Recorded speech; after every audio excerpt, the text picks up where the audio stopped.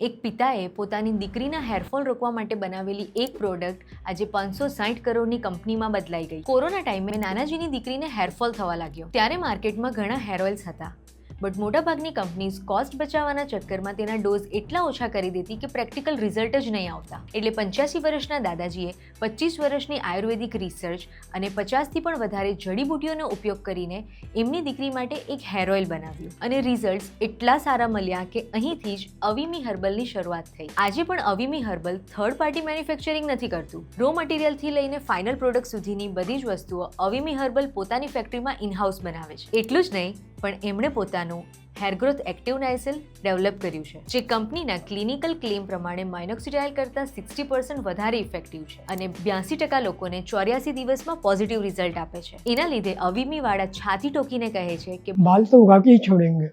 એટલે જ ઘરના રસોડામાં શરૂ થયેલી આ જર્ની આજે 560 કરોડની વેલ્યુએશન વાળા બ્રાન્ડ સુધી પહોંચી છે.